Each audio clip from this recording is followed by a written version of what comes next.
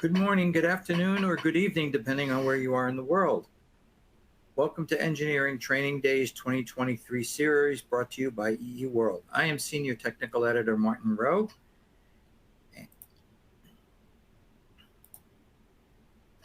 This virtual event will be available on demand at eetrainingdays.com. Slides are available for downloading through the resource widget, and we will have a live Q&A at the end. If you're watching on demand, still feel free to ask questions in the Q&A section, and we will be able to get back to you. The 2023 series of EE Training Days, we have 3 more sessions coming up: October, November, and December. IoT design and wireless in October, EV design in November, and 5G RF in December. EE World is made up of a number of websites, where EE World is the main site, but as you can see, we cover various topics such as analog, battery power, power electronics, microcontrollers, and test and measurement. Thank you to Performance Motion Devices for sponsoring this webinar and for presenting at this webinar.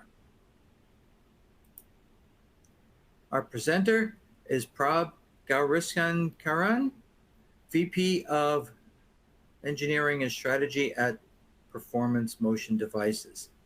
Prab, it's all yours.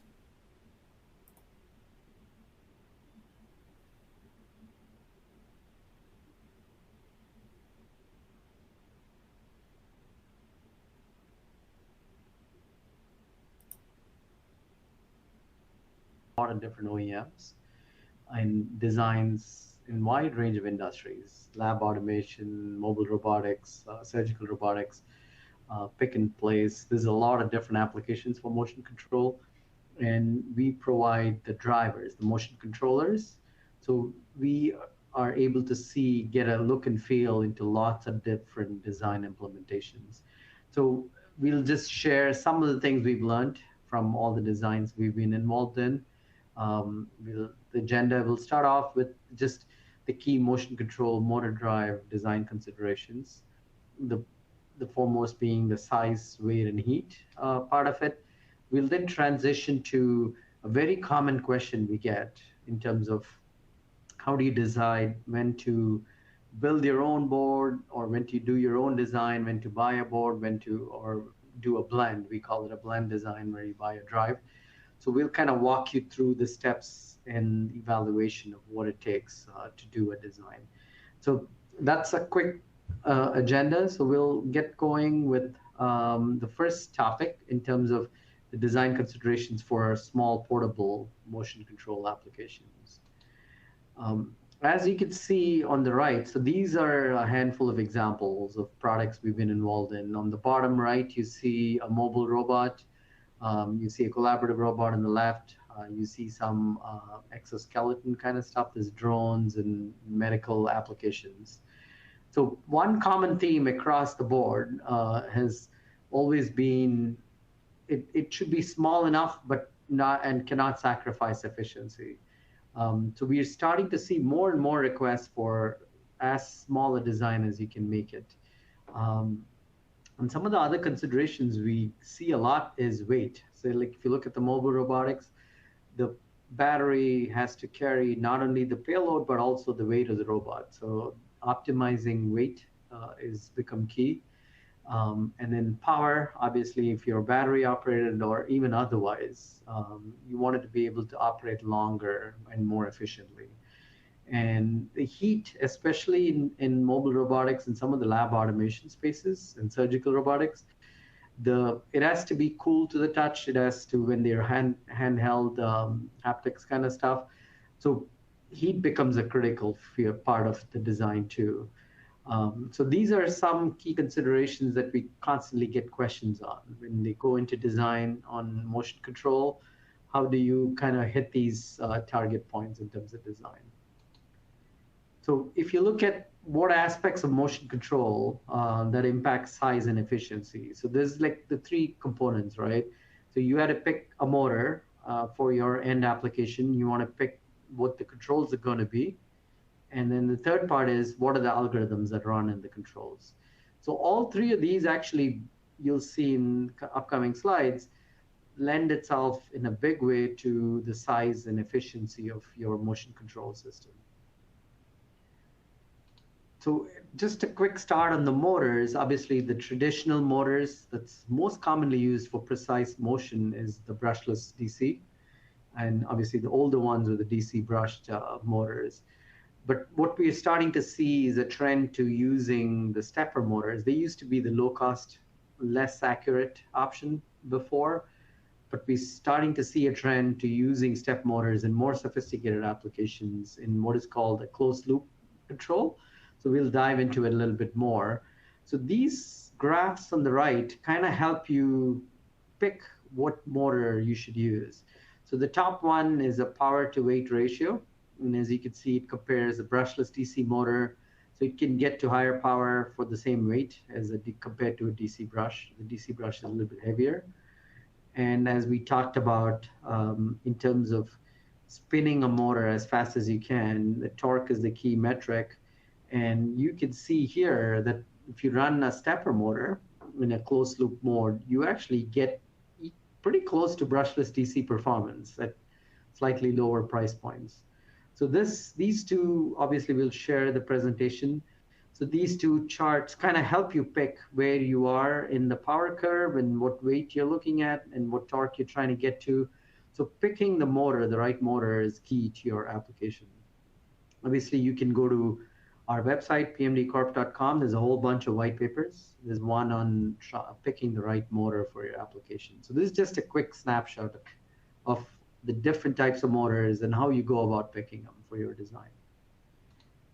The other part, obviously, you see is you've seen it with smartphones and electronic shrinking. Obviously, we're benefiting from newer semiconductors that are much smaller but perform better. So this, as an example, if you see on the left, is the motion control drive that was there 10 years back. It did 500 watts of performance. And you look at the one on the right, it's a kilowatt, and it's a maybe a quarter of the size. It's basically 1.5 inches by 1.5 inches. It's a pretty small drive that can drive a kilowatt. So as the scale has gone up with smartphones and trying to squeeze more compute into smaller spaces, we are obviously benefiting from it. And in terms of a motion control drive, one is the digital part of it, but the other is the analog and the amplifier design. That's also benefiting in lots of ways from different markets. And there's higher volume markets that are coming in, right? Like mobile robotics, and where the number of units being made are much higher. So there's newer vendors coming in to make smaller and smaller drive stages, MOSFETs and power drives and H bridges and stuff even on the analog side. So we're seeing improvement in terms of the size shrinking in terms of electronics in all spaces. And what I tried to do with this presentation is blend in a concept with a visual of how it looks.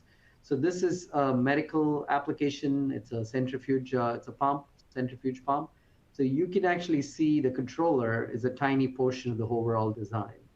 So this is one of our newer drives. It's an N-series drive. So this is a rendering to show how small a board it can be. So you can see that the drive has everything in it in terms of controls, motion control, a CPU that you can download code to, and it also has the power amplifier. So it makes your designs much smaller, and you're able to shrink them down into as small a space as you can. So this kind of shows you an example with the centrifuge. Staying with the medical theme, this is a handheld stent application. It can be battery operated or it gets DC power. And here it's handheld, so the size and the touch, it has to be cool to the touch. So this is showing a rendering of two of our N-series drives on a board. So the board itself is not complex. It's a simple 4-layer board. It's mainly connectors and your connections to your motor that are brought up. Everything else is in the drive. So this is just to show why size and heat are key concepts, right, in any design. When you start off, it looks like you look for mainly the power metrics and stuff, but as you dive into the design and get into the industrial design of it, it always gets driven by the mechanical guys saying, okay, make it as small as you can so we can squeeze it into a smaller form factor. So that was a quick view on just the first topic of just the trying to make it as small as you can and picking a motor to help with it. So we'll dive a little bit more into how do you pick a motor and what are some control techniques that get used with some of the motors that you pick. So this is just a little bit of a primer and a background on stepper motors. So if you look at the top chart, shows a traditional stepper motor, and the bottom one shows kind of the torque, the effective torque that you can get with a closed loop stepper. So in a traditional open loop control, a stepper motor has steps and a lot of micro steps within it. So it actually, when you command a position, it's actually this instability. It tries to go down to the bottom of a trough. You'll see it in the next slide. And what that leads to is as it's going through these micro steps, it's oscillating between a few micro steps. And that tends to lead to higher heat generation and lower top speed. So what typically people look for is to drive it at the fastest speed you need to at the lowest power consumption you can. So this advanced, the closed loop stepper is actually gaining a lot of traction. What you've done is basically taken a stepper motor, added an encoder for position feedback, and used a position loop to control it, like a two-phase brushless setup. And what you get is a much quieter implementation just by adding an encoder and obviously using some more control techniques. And you're getting higher effective torque. So it's solving two problems at the same time, and it's also a little bit cheaper. So this closed loop stepper, we're starting to see more and more of, even in high-end applications, where people are only looking at brushless for their designs. So just what a traditional stepper motor looks like. So this is the sinusoidal wave. So you see it tends to settle down at the bottom of the trough as you move a stepper motor. It goes in steps, and it settles down at the bottom where it's not an ideal spot. The ideal spot is at the 0 degree. So what you tend to see is we call it serves at the trough, and that leads to a little bit more heat and a little bit more noise generated from a traditional stepper motor. But when you use a closed loop stepper where you put an encoder on it and you control the positioning, it actually operates. That's where the closed loop stepper operational point is. And you can see that it's at a spot where there's less noise and less heat produced. And actually the positional accuracy is much better with adding an encoder. So that's why it's gaining traction. And the other problem we typically see is the stepper motors are becoming smaller and smaller in terms of its size. So as you can see here, the micro steps, you can see the machining inaccuracy, right? They're not symmetric. So what happens if you run them open loop, you see all the impacts of those. You get noise and resonance. So with a closed loop stepper, by adding an encoder, you kind of get better positional accuracy and can overcome some of these mechanical inaccuracies in these smaller stepper motors that are becoming more popular. So what is a closed loop stepper? Just a quick peeling back the cover. A traditional control has a PID control loop, proportional, integrative, and derivative terms. So you do a commanded position versus the actual position. So in the closed loop stepper case, you put an encoder and you're getting this feedback where you're getting the current position. So this error kind of goes through a PID loop onto the FOC current control loop. So by adding an encoder, you've effectively kind of improved the positional accuracy of a stepper. And the side effect of that is you have less heat generated and less power consumed. So just to look at the few other motor types that we talked about. So the brushless DC motor still is the premier motor for super quiet, super smooth motion, and you get to a higher torque. And it all depends on your particular application. So if we look at a microscope stage where you have super precise motion, they tend to go towards a brushless DC motor. A mobile robot could go to a closed loop stepper because they need a higher torque on the wheels. So it depends on your end application. And that's where we come in. We kind of work with you as a motion control partner, look at your system design, and kind of work with you to implement and pick a motor that makes sense for your design. So in most of the medical design and our medical end market, we mainly see brushless DC motors because of their positional accuracy. And we're starting to see smaller and smaller brushless DC motors too, and they're starting to push the limits on the RPM that they can get to. So the few other control techniques that are very common with the brushless DC motors, you get the sinusoidal versus Hall-based commutation. So you can get increased accuracy and performance with the sinusoidal. So this kind of shows you with the Hall-based, you have the bumpiness of the transitions, right? That's what this chart is trying to show you. So it's looking at the transitions in the Hall ABC inputs, whereas the sinusoidal commutation kind of overcomes it and smooths it out. So you get slightly better performance. So just using the right commutation method for your motion helps in improving the efficiency. Obviously, the other technique that's most commonly used is the field-oriented control. So just to give you a background of what it is, it has a D and Q term, and then you have filters, and you have the FOC algorithm being implemented. In our case, the FOC algorithm is implemented in our chips or our drives. So you kind of get higher effective torque at higher rotational speeds. And you get much higher efficiency once you turn on FOC. So that's a pretty common technique that's used in a lot of precise motion. The other thing we start to see is the PWM pulse rate. Traditionally, PWM rates were 20 kilohertz. We actually, on our drives, can go all the way up to 120 kilohertz. So it's used in a few different ways. Obviously, you get lower heat generation because of lower switching noises as you go higher in PWM switching rates. And it also helps with the lower inductance motors. So you're able to get better positioning and control them better with the higher PWM rates. So that's another technique or metric that you can play around with to get to better controls. So the other thing we're starting to see a lot in, like we talked about, microscope stages, which have 5 nanometer precision. The sine cosine encoders are becoming popular. So this is an analog encoder. So a quadrature is a digital encoder, and it kind of gives you positioning based on transitions in quadrature A and B. So the sine cosine is an analog encoder, which has the sine and cosine waveforms.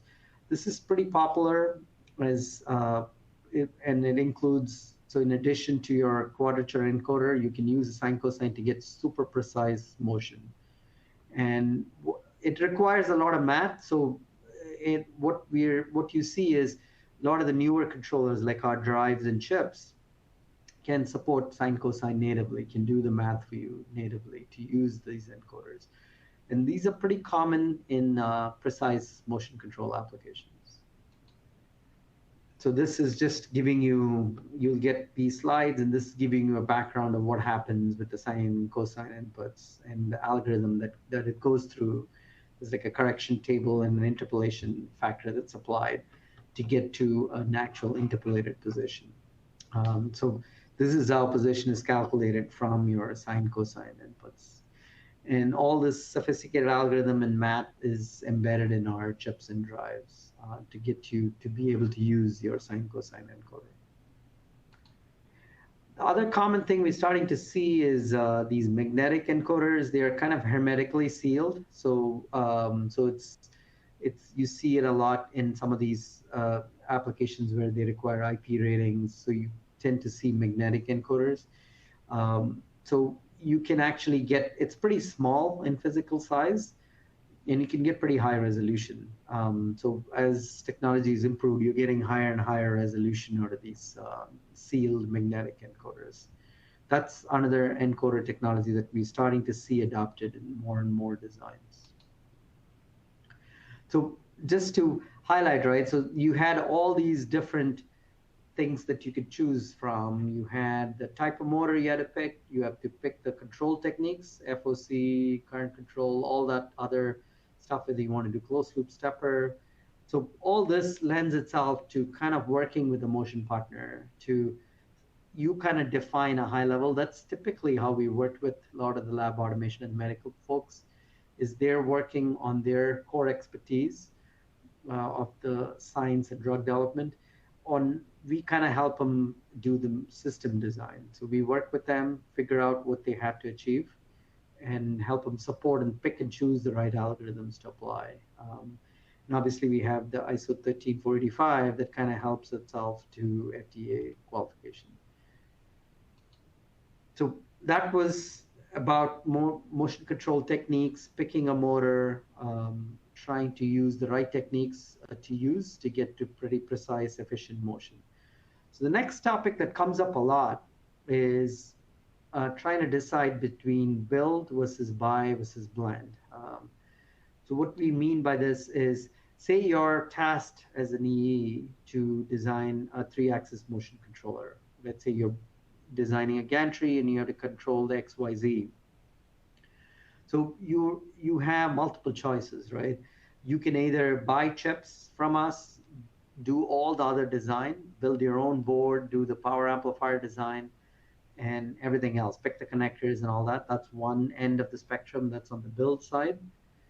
And then the buy side is we sell cards, 4-axis motion control cards. So there you're buying the card, and it's mainly a software, application software they're developing to use that card. A newer approach, which we call the blend, is where you buy drives, like the renderings you saw before. The drives have everything built in, but you still need to build a simple card for the connectors. So that way it's customized to your application. So these are the 3 common approaches that we see. And so if you look at it in terms of, and then the other part of it in your build versus buy decision is your embedded control architecture, right? Do you want to go to a centralized control like you see with a lot of the robotic arms? Or do you want to do a distributed embedded control where in some of these collaborative robots, they are putting these N-series drives right at the motor and minimizing the wiring that has to go. So it's just the host communication and power that goes from axis to axis, and all the other connections, the motor connection, the encoder, all stays local to the axes. So that's another decision that you have to do. One is the build versus buy, 2 is the machine design architecture of centralized versus distributed control. So just to give you a background of what our motion controller looks like. So if you look at the N-series drive, it's a 3-card stack. It can control up to a kilowatt of power. And this kind of shows a distributed architecture where you have the XYZ controllers right at the motors and connecting to it. So this is just a high-level view of what a motion control architecture looks like. So you have a CPU that's getting commands from a remote host or over Ethernet or other communications. You have a bunch of sensors and limit switches and I/O, and then you have the motors for each of the axes. So this is what you're trying to build in a lot of these motion design systems. So if you look at the steps that you kind of go through, you have to obviously pick your connectors in the wiring scheme, right? Like where it's centralized or distributed, what is getting wired across the machine. Then you have to decide whether you're designing your own card or you're buying a card with an amplifier. And then then it lends itself to, if you're building your own card, you have to do your schematics and layout. And so these are the different steps. So if you buy a card, you still have to do some of the application software. So it eliminates a few of the intermediate steps and just leaves you with a fewer steps and quicker go-to-market. So we'll kind of dive into a little bit more on what you're doing. So if you look at the motion control IC on the top, it's a 58113. It's one of our flagship products. So this has all the motion control techniques built in. So it can talk over SPI or CAN or serial, and then it does all the control algorithms inside and can spin a motor. And that's one side where you buy the IC and you have to do the rest of the card design. The other part of it is people are comfortable doing the digital design. So they're okay doing the chip design and at least taking the ICs, doing all the um, related sensors and controllers and hooking it up to a CPU. But a lot of folks don't want to deal with the analog amplifier design.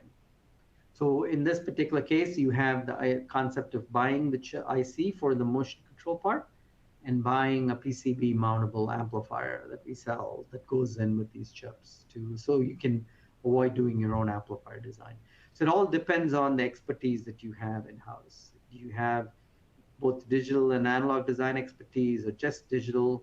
So that kind of decides your build decision, right? Well, how much of the build part are you planning to do and how much are you going to buy from outside? So you could build a motion control, the 3-axis controller with the IC and our amplifier, or you can do your own embedded amplifier. So if you look at, we did some math, we talked to some design houses that do this for a living. If you look at it on the build option, if you walk through all the steps that are required, the 8 steps, it roughly comes to 334, the 3 man years in terms of total time. Obviously, you have multiple people working on it, right? It's not sequential. Yeah, like you have a software guy working in the software, so which kind of paralyzes this and brings it down to maybe a year and a half worth of development. And we kind of quantize the cost of it for a build option. And the buy option is where you kind of buy a card. So this card, we sell a 4-axis card with amplifiers. So it reduces down, mainly the effort is on the software development side. So the associated additional expenses of building the card, all that is zero, but then you still have development time in-house. So just the steps 7 and 8 are required in-house. And the new trend we're seeing is a blend option, because what they want is not having to do the analog design and the complexity of motion control, but still have the capability of customizing it for their machine. So where they buy the drive from us, which has everything built in, and they still do a simple 4-axis card that has the right connectors. And so it's a simple design that's pretty quick turn, doesn't add a lot of time in the go-to-market. So the schematic development is just 3 months, 3 man months here. And you still have your software development. So those are the 3. So you have the build, buy, and blend options that you have. So this particular, the blend option uses our digital drive, which kind of it does up to 1 kilowatt. It supports a whole bunch of communication interfaces, CAN, Ethernet, serial, and lends itself to a lot of different control architectures. So this is just to give you a quick view inside the drive. So it's a 3-card stack, and it has a CPU where you can actually download, we call it CME, C-Motion. It's a C SDK we provide. You can download code to it, and you can actually run it on your host code on it. And then it uses our Magellan motion control IC and has the built-in amplifier. And we support all the advanced controls like sine, cosine, and bis, and other encoder types. So you can see that if you look at the complexity of this, right, when you look at it, it basically has a whole range of functionality that's built in. So this, if you had to do it from scratch, is probably a couple of years of development, right, trying to do everything from scratch. So you're saving that on your blend decision, where you're able to get most of the functionality, but you're still able to kind of customize it with your own connectors and how you want to wire it. So the other thing we talked about is a distributed architecture. This is trying to highlight that. So we have the system host talking to the first N series ion drive, and the remaining axes are virtual behind it. So we have an expansion network on the back end. So the host software looks like it's talking to one, 3, or 4 axis setup. And you have the first guy has code in it that's downloaded to its CPU that takes the commands coming in from the host and figures out which axis it's going to and sends it to them over the expansion network. So this kind of virtualizes and makes it look like a 3 or 4 axis machine, a single unit that they're talking to. And the CPU on the drive lets you implement other CAN open DS402 protocols and other implementations. So this is another example where you have a standalone, where you have the drive with nothing else, right? The C motion engine where you can actually write and download code to the C motion engine. And you could see that you could get all this capability, right? So you have a user interface that's just talking over serial to, and the code resides in our C motion engine. You get all your sensors. So all you have is this drive and a motor. And it lends itself to a self-standing kind of motion controller implementation. So this one kind of shows you the hierarchical architecture that we talked about, where you can kind of make a virtual multi-axis machine. So the host talks to the first one, and then there's C motion code in the first driver that decomposes it and sends the right commands on the expansion network. So expansion, we have CAN, FT, and SPI, and it sends it on that port to the remote axes. So the host code itself can be pretty high level, right? It could just say, okay, move to station 15, and the first drive, the master drive, decomposes it, figures out station 15 requires these X, Y, and Z axis moves, and then sends those commands over to the Y and Z axes and kind of implements. So it makes your host code much, much simpler. So it makes it just send super high level commands. And this is getting more and more popular because the host code is trying to do so much more, right? So if you take a mobile robot, it has to do vision, it has a lot of other sensors, it's doing mapping. So it, as much of the functionality that can offload to a motion controller, it helps the host CPU kind of keep it higher level. So this is actually gaining popularity in terms of this hierarchical architecture. So just as we did in the first section where you looked at a few application examples, we'll take a look at one more. In this particular one, it's a gantry. So it's a 3-axis motion control board. So if you see, it has 3 of the N series drives and 1 per the X, Y, and Z, and you wire it across. So this is a very common lab automation setup. So you have a gantry application, and then you add extra pipette controllers at the tip. So this 3-axis motion control, in this case, a blend design, you could see it's very easy to implement. You buy the drive, which has all the sophistication built in. The schematic part of it, what you're designing is a 2-3 month effort. And then you're mainly focused on writing your application code for your higher level machine. This is the other example that gets used a lot. This is a robotic arm kind of showing the distributed architecture. So where we talked about the size and weight, when we did the analysis, the cabling takes a lot of the weight too. So in this particular case, you put a drive close to the motor, right at the motor, and you just have power and host communications, CAN, 2-wire, or Ethernet 4-wire going up to each of these drives. And all the connections to the motor, the encoder, everything stays local to that connection. So it saves a lot in terms of the weight of the machine and makes the reliability higher. The other part of it people like a lot is for serviceability. So if you have an issue with one of the axes, you can actually decouple it. It's easy to unplug this and then just replace the axis that has the issue with. So it's a very serviceable model. So this is another example that we have. So just to summarize the build versus buy topic that we kind of walked through. So if you take this, you'd have to do for your design, right? So we've taken the 3-axis as an example and looked at what the cost would be. So it kind of shows you the per axis cost. Obviously, if you have a really high volume design, then you want to go the build path, right? The cost of the implementation doesn't affect it as much. But if you're in the 500 piece to 1,000 piece, the blend becomes a much more favorable design choice.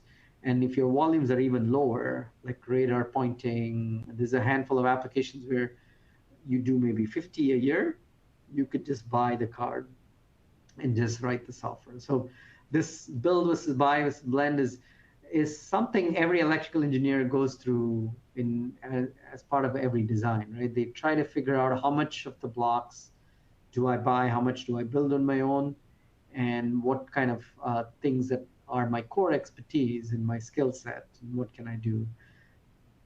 So we typically see the blend approach a lot.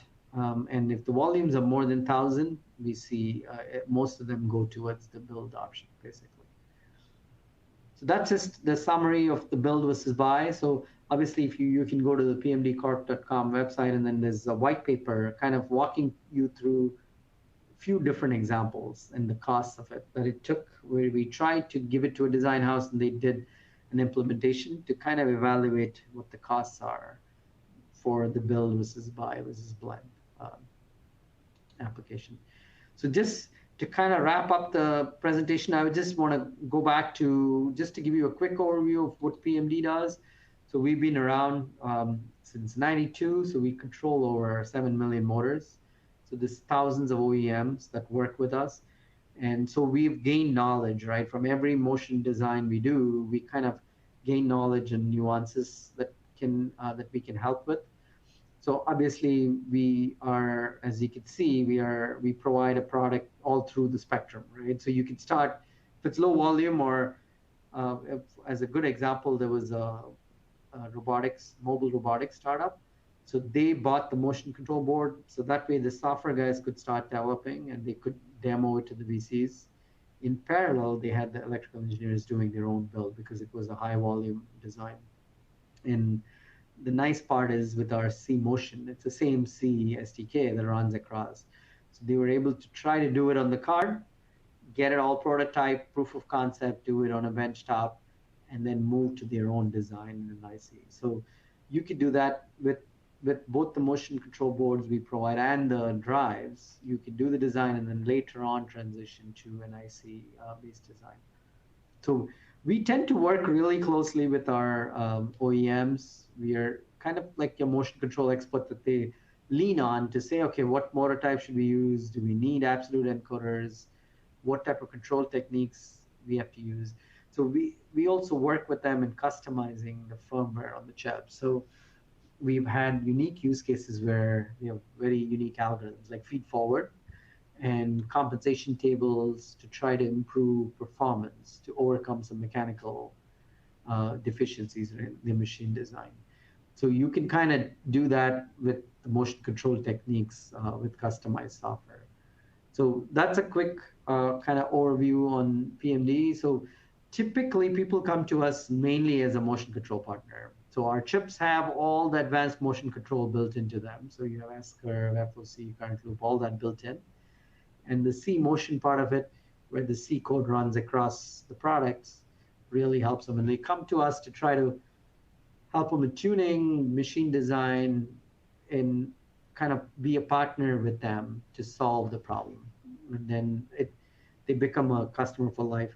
And we've had a lot of big medical and lab automation OEMs. What they tend to do is do the chip, but do a one-axis board design of their own, and they reuse it across machines.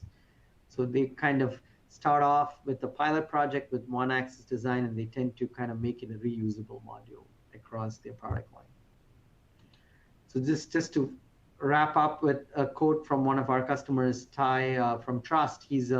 They're an automation vendor that works across industries, semiconductor, defense, lab automation. So they've done that. Basically, they've designed their own cards. They have 2 or 3 different cards with the PMD ICs, and they're able to adapt. They said they could reuse 90% of the software and move it across from design to design. So with that, I'll send it back to Martin for questions and kind of open up the forum. Well, thank you for that interesting discussion. We have a few questions, and one of them that came up had to do with how do you test all of this? And I realize that testing is going to vary depending on whether you build, buy, or blend, but at some point you still have to test it, regardless of what it is. So can you give me an idea at some of the testing issues that have come up in the projects that you've done? Yeah, so typically what customers tend to do is we provide a developer kit. So both for, if you're buying it, you're buying the card as is, so that has all the connectors. And if you're doing your own design, what helps in testing for the OEM is they have the same software running on our developer kits. So they can actually kind of implement a 4-axis with 4 of our developer kits hooked up together on a bench top. And they have their own card design. So they can kind of take their application software, run it on ours, and run it on the other one. So that's one technique that they use to kind of. The other big thing that gets used a lot, we have something called trace capability. It's almost like a built-in digital scope. So you can list a bunch of parameters. So let's say you're designing motion control. You want to look at phase current. You want to look at the voltage, bus voltage that's used. So you can pick up to 6 to 8 different parameters, and you can trace them. What it does is the chip and the drives kind of capture the data, store it in memory. And we have a desktop ProMotion application that pulls all this data, and it's almost like a built-in logic analyzer, and it displays all this data. So that gets used a lot in terms of tracing. So that they can do both in our developer kits, but we also see it being used in the end OEM machines. So once they've designed it, they add an extra interface for our ProMotion. So they can actually hook up to it, collect all this data, and then display it, and then try to correlate it to when they see a defect or a problem at test, right? And figure out if it's the controller, if it's the motor. It helps them debug it a little bit more. Okay, you mentioned in one of your answers something about 4-axis. How many axes can you control with let's say one of your modules? Are they all 1 axis, or then you have to use multiple modules? How does that work? Yeah, so if you take the drive product that I showed, the N series drive, that's a 1-axis product. So you gang them as many drives as you want. And we have a sync signal that goes across the drives that synchronizes all of them for synchronized motion. The module, we have a 4-axis module, which it has amplifiers built in. So, and you can gang in quantities of 4. On the chip side, the 58113 is a single-axis chip. We also have a 2-chip solution for 4-axis. So it has a controller and an I/O chip, and that controls 4 axes at a time. So it's quantized in either 1 or 4 axes. And so you kind of pick and choose the combination that you want to use. Okay. Whenever you're dealing with any kind of electrical power, especially where you've got digital and analog going on here, there's always an EMI issue. And what advice can you give to a designer, or what have you run across, EMI issues that have come up that had to be, that you had to solve? Yeah, EMI is a common problem. Actually, what we do with our drives, like the N series drive I talked about, so we actually go through CE and EMI qualification. So we take it to a test lab, right? Obviously, it's a DK unit. It's our card wired up to a motor running in a typical application, and we qualify it to make sure we are not generating the EMI. So that's the first part of the solution. The second part is we typically see especially with motors, right? If you don't have shielded cables, it's how you ground the cables, how you shield them, because all the current ripples kind of add to it, and the cable becomes an antenna to amplify the problem. So shielding becomes a critical part. How do you lay out the wiring? So, like we talked about, some of these robots, which have the motor and encoder wires going back to a central card controller, there's a ton of EMI issues unless they shield it properly. So going to this distributed architecture where you keep the motor and the encoder connections local and short really helps with the EMI problems that they have. The other part of it is we kind of help work with them to identify where it's happening. You have facilities, obviously you can trace in the drive. You have facilities to shut off sections of our drive to see what is generating the noise. What we've typically seen is most of it is how the motor connections are wired. And some of the control techniques actually help. So if you look at, you could limit the bus voltage, and some of these FOC and other current control techniques limit the current ripple on when you control the motor.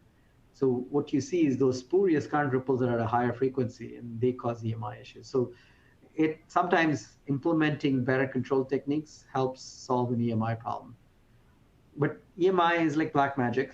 So you have to really work with it hands-on and then kind of isolate. So what we tend to do in-house is we do a pre-scan in our own labs, kind of have a spectrum analyzer analyze that. We kind of help recommend to a lot of our customers. Try to just characterize your machine. What is the noisy parts? Shut off different parts of the machine to try and get just a characterization of the EMI of your machine. Okay. How do you handle high temperature applications? Yeah, so if you look at our the N series drive, so the chips, obviously you're doing your own design. They go -40 to 85. So you have to cool it the way you want to. But if you look at our drive products, which have a power amplifier, so it does 0 to 40 with no cooling. So if it's static air, not cooled at all, it can go up to 40 C. But what we see a lot is if you look at a mobile robot application, it's a fully sealed unit. So what they do is we have our power card has an aluminum substrate that sucks up the heat out of the drive. So they bolt that to the bottom of the mobile robot. So as the robot is traveling at speed, it's cooling the drive. So we've seen innovative cooling solutions people have applied in other high temp applications, right? So as long as you can keep the ambient temperature at the drive at 40 C, you can apply lots of different cooling techniques. So the most common one we see is where they bolt our drive right onto a solid metal plate in the machine that's exposed to outside air that can be cooled, or either air cooled, or it's like in the mobile robotics case, it's a motion that happens and then so it's getting cooled that way. Okay. Another question we have is, do you have any cascaded PID loops for position, speed, and current control, or just position and current control? So one of our chips does position and current control. One of our chips does all three. And that's something we can work with them. If they absolutely require position, velocity, and current, we can add that too. So because our firmware is customizable, we can work with the end customer and kind of figure out how the velocity loop is used in between the position and current loop. So typical use case we've seen is a current loop on the inner and a position loop on the outer. But we do have chips and implementations where we have current, velocity, and position loop cascaded together. And I saw there, Paul at TCAN also had a question on closed loop chips.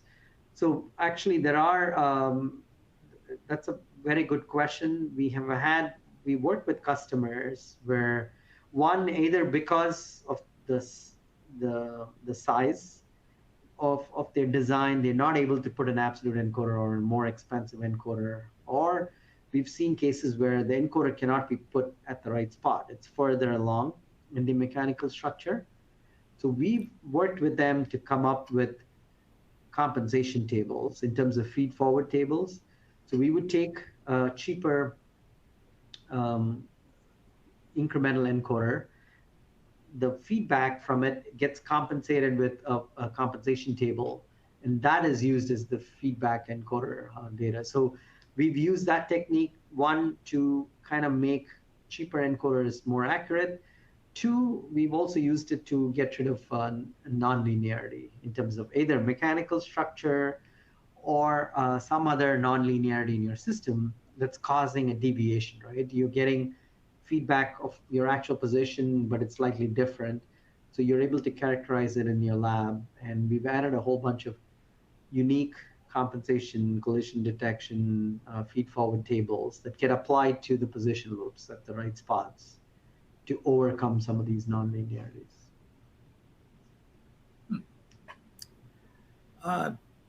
Magnetic rotary encoders always have a noticeable nonlinearity.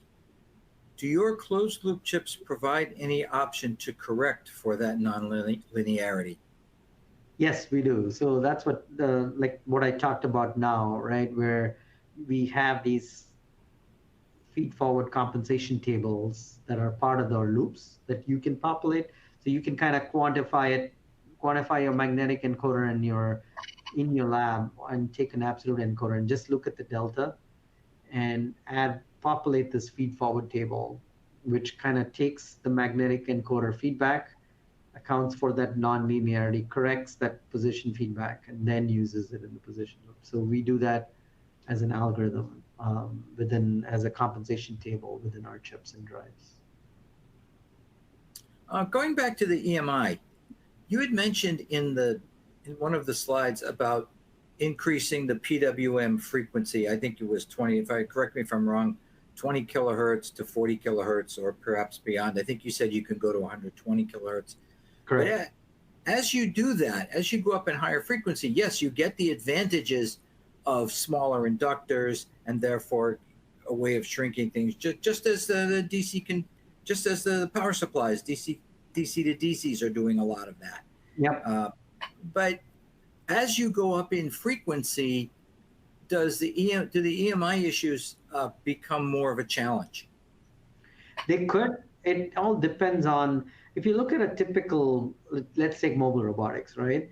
If you look at their implementation, their CPU oscillator is 50 megahertz, let's say, and it's internally getting PLL'd up to a couple of hundred megahertz. So these are in the kilohertz, in the 20, 40, 120 kilohertz range. So that's where if you do EMI sweep in your lab, you could try to see what the harmonic frequency is, right? Then you could try to see, is it the PWM loop that's contributing to your EMI problems, or is it somewhere else in your system? So then you can tune it, because you don't really need 120 kilohertz PWM for every application, right? So we don't automatically recommend running it at the highest. So you start off at 20 or 40, and based on your motor combination. So typically we've seen when they use really small motors with very low inductance, they require the higher PWM rates to kind of control them properly. So it's a trade-off, right? So you have to kind of analyze, and that's where on our chips and drives, it's a tweakable setting. So you can actually play around with the PWM rate and see the effects of the EMI and your spectrum analyzer to say, okay, is it the PWM part of it that's causing an issue, or is it somewhere else in your system? Okay, well, that's all the questions we have. So thank you everyone for tuning in and for your questions. This virtual event will be available on demand at eetrainingdays.com. If you have more questions, please send them to the on-demand Q&A. Once again, we have 3 more sessions of EE Training Days coming: IoT design and wireless in October, electric vehicles in November, and 5G RF in December. Thank you again to Performance Motion Devices. Thank you, Prab, for your interesting presentation. For EE Training Days and EE World, I'm Martin Rowe. Thank you for watching. Thank you, Martin.